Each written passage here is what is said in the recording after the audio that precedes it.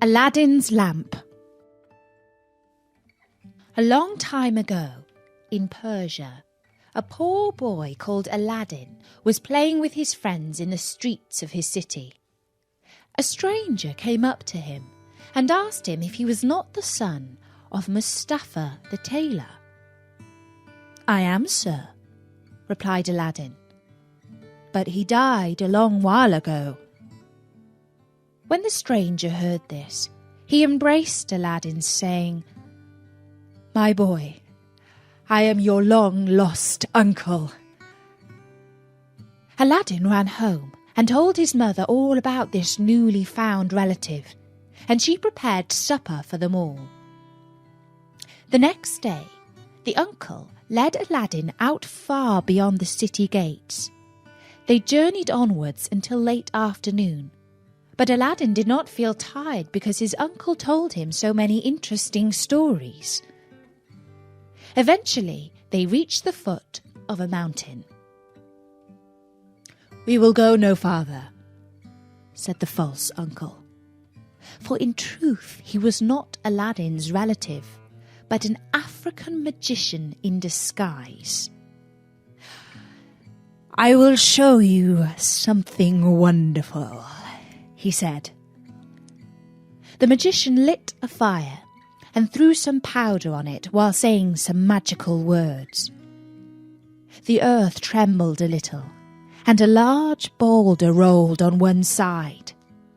Aladdin saw a flight of steps leading down into a dark cave.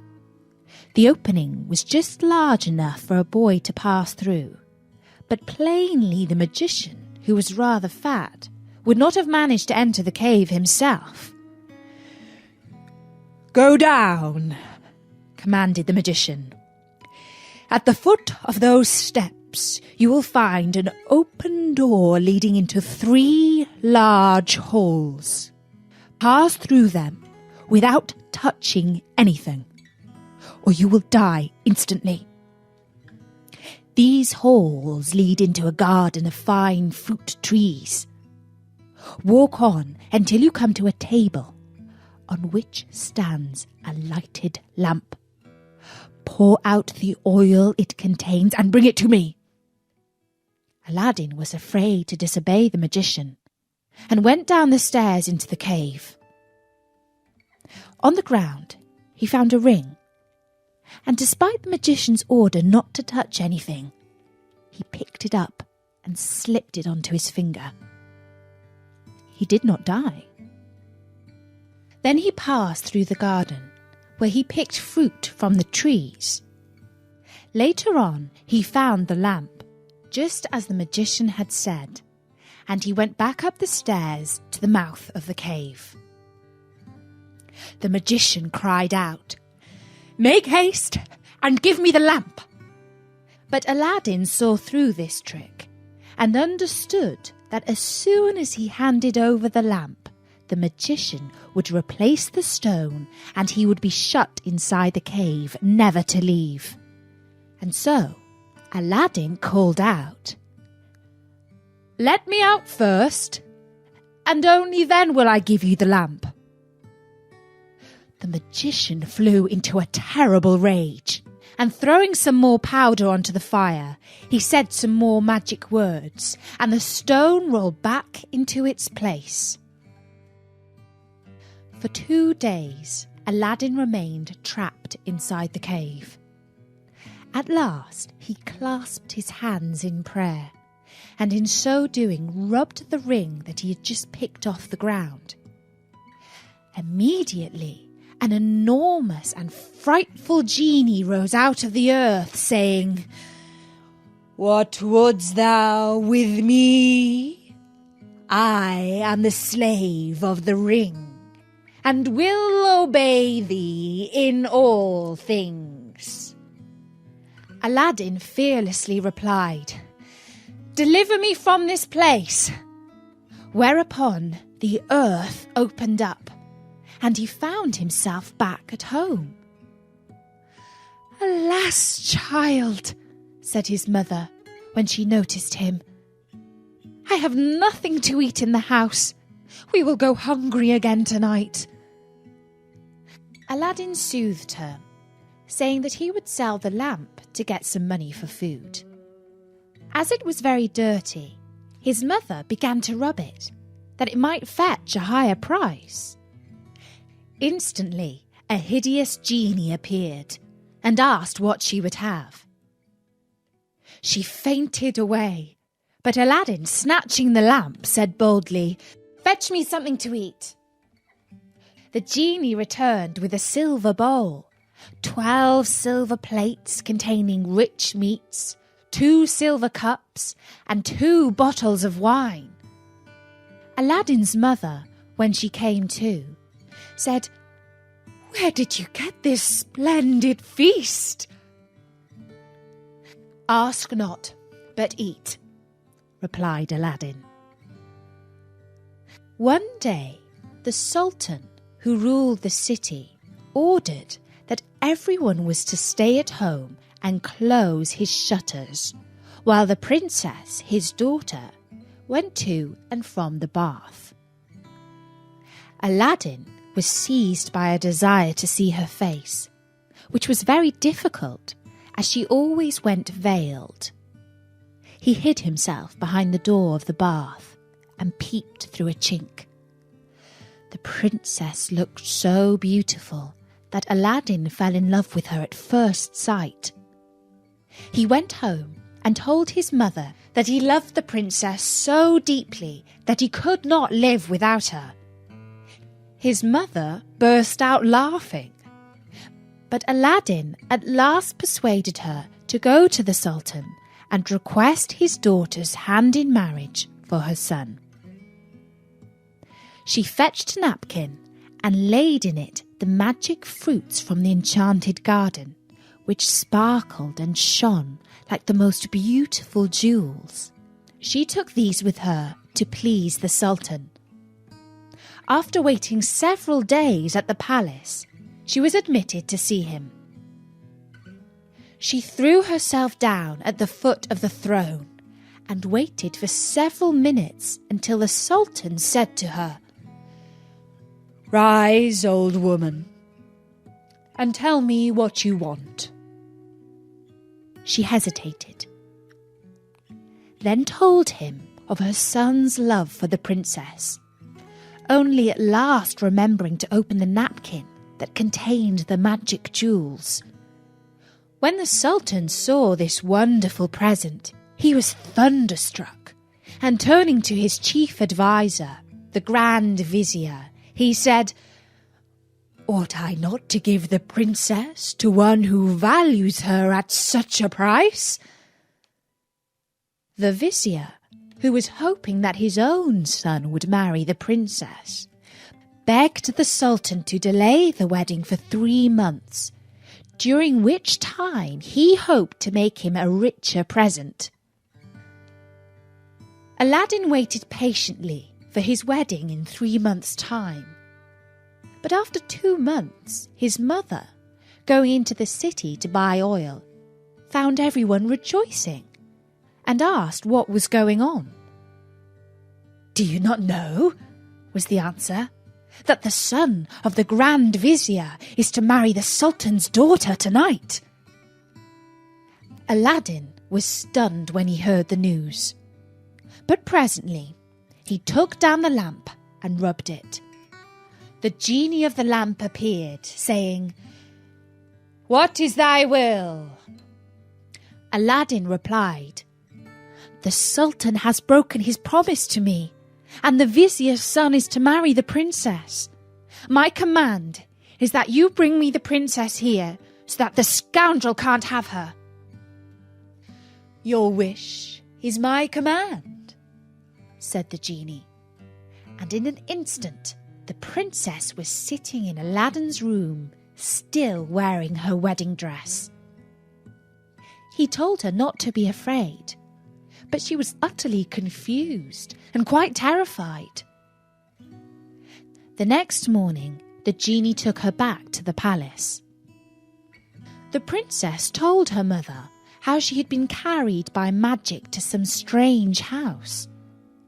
Her mother did not believe her in the least, and the Sultan ordered that the wedding should take place that evening instead. The following night, exactly the same thing happened. The Sultan was furious and even considered having his daughter's head cut off. He summoned the vizier's son. "Plainly, my daughter is hiding from you," he said. "Do you still wish to marry her?" "Well," said the young man, who was very proud and arrogant, "if the princess does not obey her father, the great Sultan, what hope is there that she will make me a good wife? I give up my claim over her. Better that she marry the poorest beggar, if that's what she wants." When the 3 months were over, Aladdin sent his mother to remind the Sultan of his promise. She stood in the same place as before, and the Sultan, on seeing her poverty, felt less inclined than ever to keep his word. The vizier had advised him to set so high a value on the princess that no man living could come up to it. The Sultan then turned to Aladdin's mother, saying, "Good woman, a sultan must remember his promises, and I will remember mine. But your son must first send me 40 basins of gold full of jewels. Tell him that I await his answer." When he heard this, Aladdin summoned up his genie, and soon 80 slaves, splendidly dressed, were awaiting in the alleyway outside his house. The slaves were carrying 40 golden basins, brimming with jewels. Aladdin mounted his horse and passed through the streets, the slaves strewing gold as they went. When the Sultan saw him, he came down from his throne, embraced him, and led him into a hall where a great feast was spread, intending to marry him to the princess that very day. But Aladdin refused, saying, "I must build a palace fit for her," and took his leave. Once home, he said to the genie, "Build me a palace of the finest marble, with 24 windows set with jasper, agate, and other precious stones." At night, the princess said goodbye to her father and set out for Aladdin's palace, with his mother at her side and followed by the 100 slaves. She was charmed at the sight of Aladdin, who ran to receive her. "Princess," he said, "blame your beauty for my boldness, if I have displeased you." After the wedding had taken place, Aladdin led her into the hall, where a feast was spread, and she supped with him, after which they danced until midnight. But far away in Africa, the magician remembered Aladdin, and by his magic arts discovered that instead of perishing miserably in the cave, he had escaped and had married a princess. He travelled night and day until he reached the city of Persia, where Aladdin lived. Half mad with rage, he was determined to get hold of the lamp, and again plunge Aladdin into the deepest poverty. Unluckily, Aladdin had gone a-hunting for 8 days, which gave the magician plenty of time. He bought 12 copper lamps, put them into a basket, and went to the palace, crying, "New lamps for old!" Followed by a jeering crowd, laughing to see an old fool trying to exchange fine new lamps for old ones. One of the palace slaves said to the princess, "There's an old lamp on the cornice there which he can have." Now this was the magic lamp, which Aladdin had left there, as he could not take it out hunting with him. The princess, not knowing its value, went and said to the magician, "Give me a new lamp for this." He snatched it amid the jeers of the crowd. Little he cared. He went out of the city gates to a lonely place, where he pulled out the lamp and rubbed it. The genie appeared, and at the magician's command carried him, together with the palace and the princess in it, to far-off Africa. Next morning, the Sultan looked out of his window toward Aladdin's palace and rubbed his eyes. It was gone. The vizier put the strange disappearance of the palace and his daughter down to black magic, and the Sultan believed him. He sent 30 men on horseback to fetch Aladdin in chains. "False wretch," said the Sultan, "where is my palace and my daughter?" Aladdin had no answer, but begged to be given 40 days to discover the cause of the disaster. This the Sultan granted. For 3 days, Aladdin wandered about like a madman, asking everyone what had become of his palace, but they only laughed or pitied him. He came to the banks of a river and knelt down to say his prayers before throwing himself in. In so doing, he rubbed the magic ring he still wore. The genie appeared and asked his will. "Save my life, genie," said Aladdin. "Bring my palace back." "That is not in my power," said the genie. "I am only the slave of the ring. You must ask him of the lamp." "Even so," said Aladdin. "But thou canst take me to the palace and set me down under my dear wife's window." He at once found himself in Africa, under the window of the princess. That morning the princess rose early and opened the window, and at the noise she made, Aladdin looked up. She was astonished and delighted to see her dear husband's face. After he had kissed her, Aladdin said, "I beg of you, princess, in God's name, tell me what has become of my old lamp." "Alas," she said, "I am the innocent cause of our sorrows." And she told him of the exchange of the lamp.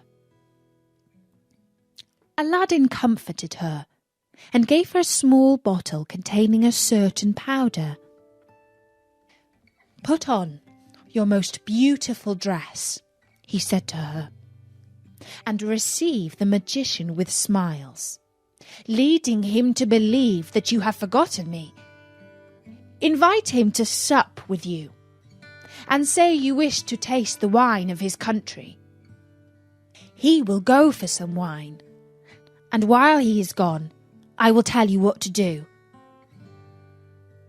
That evening she received the magician, saying to his great amazement, "I have made my mind up that Aladdin is dead, and that all my tears will not bring him back to me.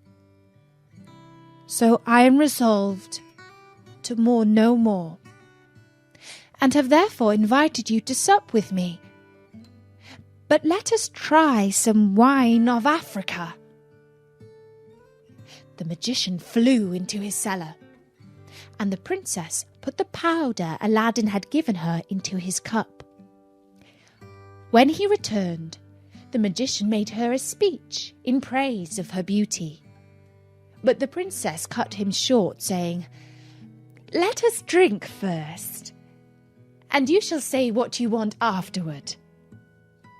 She set her cup to her lips and kept it there, while the magician drained his to the dregs and fell back lifeless.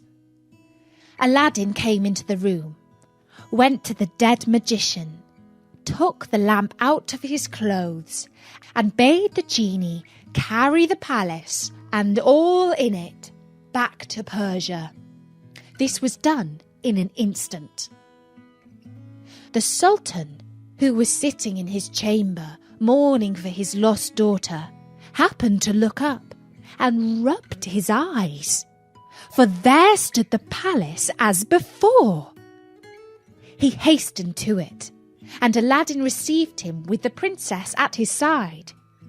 He told him what had happened, and showed him the dead body of the magician, that he might believe. A 10 days' feast was proclaimed, and it seemed as if Aladdin might now live the rest of his life in peace. But it was not to be. The African magician had a younger brother, who was, if possible, more wicked and cunning than himself. He travelled to Persia to avenge his brother's death, and disguised himself in skirts and veils, so that he looked exactly like a famous holy woman called Fatima. Then he went toward the palace of Aladdin, and all the people, thinking he was the holy woman, gathered round him, kissing his hands and begging his blessing. The princess, who had long desired to see Fatima, sent for her. She showed Fatima the palace and asked what she thought of it. "It is truly beautiful," said the false Fatima. "In my mind, it wants but one thing." "And what is that?" said the princess. "If only a roc's egg," replied he, "were hung up from the middle of this dome, it would be the wonder of the world." After this, the princess could think of nothing but the roc's egg. And when Aladdin returned from hunting, he found her in a very ill mood. She told him that all her pleasure in the hall was spoilt for the want of a roc's egg hanging from the dome. "If that is all," replied Aladdin, "you shall soon be happy." He left her and rubbed the lamp, and when the genie appeared, commanded him to bring a roc's egg. The genie gave such a loud and terrible shriek that the hall shook. "Wretch!" he cried. "Is it not enough that I have done everything for you, but you must command me to bring my master and hang him up in the midst of this dome? You and your wife and your palace deserve to be burned to ashes. But that this request does not come from you, but from the brother of the African magician whom you destroyed. He is now in your palace disguised as the holy woman. He it was who put that wish into your wife's head. Take care of yourself, for he means to kill you." So saying, the genie disappeared. Aladdin went back to the princess, saying his head ached, and requesting that the holy Fatima should be fetched to lay his hands on it. But when the magician came near, Aladdin, seizing his dagger, pierced him to the heart. "What have you done?" cried the princess. "You have killed the holy woman." "Not so," replied Aladdin. but a wicked magician, and told her of how she had been deceived. After this, Aladdin and his wife lived in peace. He succeeded the Sultan when he died, and reigned for many years, leaving behind him a long line of kings. And that was the story of Aladdin's lamp from the 1001 Arabian Nights.